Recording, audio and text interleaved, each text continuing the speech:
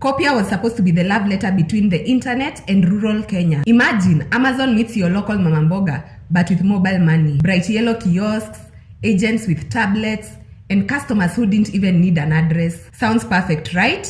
Well, the love story got messy. Copia was started in 2013 by Tracy Turner and Jonathan Lewis, two founders who saw that millions of Kenyans were simply ignored by regular e-commerce. If you have no internet, no card, and no address, no problem. Just build a tech layer that uses trusted local shops as order and pickup points. Their pitch was clean and beautiful. Instead of trying to make every home an addressable delivery point, make shop the delivery point. The agents that were shopkeepers who were already trusted by the community, they would place orders for their neighbors and receive deliveries into their stall, and then they just earn commission. Ordering channels included a mobile app, agent phone orders, and in-person ordering. Basically, they turned the local shops into mini fulfillment hubs. People loved the idea. By various counts, Copia said it served hundreds of thousands to millions of customers and handled millions of orders through tens of thousands of agent pickup points. Some reports quoted 1.6 million customers per 30k collection points.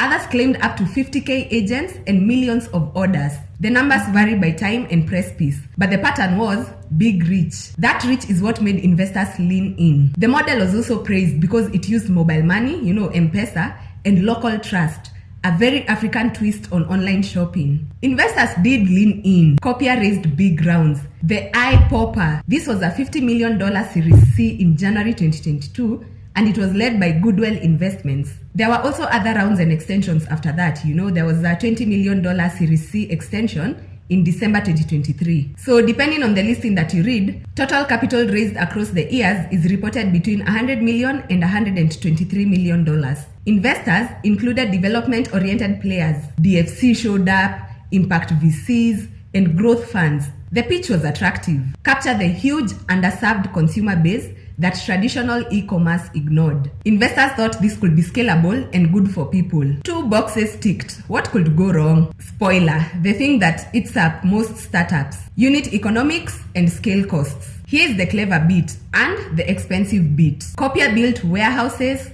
a logistics fleet, inventory buying teams, and a tech backbone to manage lots of tiny orders through thousands of agent points. That means, number one, big fixed costs, the warehouses, the trucks, and the staff. And then also, there was lots of last mile handling and lower average order value. The rural households, they normally buy small quantities. The math is brutal. Lots of delivery touch points for small baskets equals high cost per order. Also, because customers ordered less frequently, lifetime value took ages to build, while inventory and fulfillment needed cash now. You can pour capital at that for years, but ultimately, investors want sustainable unit economics. Copia tried to scale beyond central Kenya. They opened a Uganda operation and talked about regional expansion, but scaling the model to new countries multiplies logistics complexity. Things unraveled in 2023 to 2024. Copia suspended Uganda operations in 2023, and in May 2024, the parent group entered administration after failing to raise fresh funding.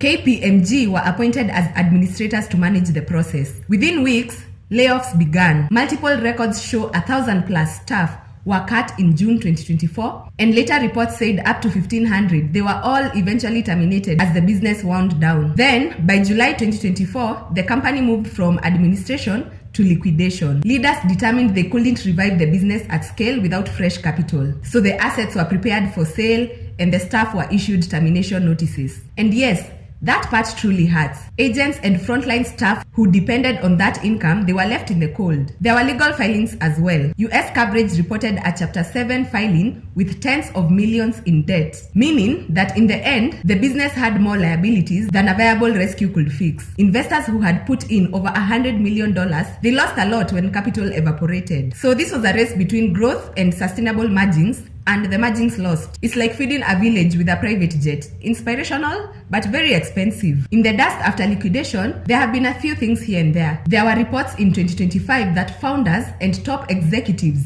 they quietly registered a new startup called Stahili, working on rewards or cashback concepts, basically trying to repurpose the learnings, the things they learned. Some commentators say this shows entrepreneurs pivoting fast, Others say it raises questions about responsibility to staff and investors. The broader lesson: agent networks work as distribution, but they are expensive to scale for low-ticket consumer goods unless you either massively increase order frequency or the average basket, or you charge more, or you create other profitable services like credit, data monetization, B2B flows. Some African startups that focused on B2B distribution like Twiga and Wasoko, they have had different economics because they sell to shops rather than to end rural households. Copia was bold, brilliant, and heartbreaking. It gave small shops extra income, put everyday goods into hands that previously had to travel miles, and showed the world that offline plus tech could be a model. But mission and heart alone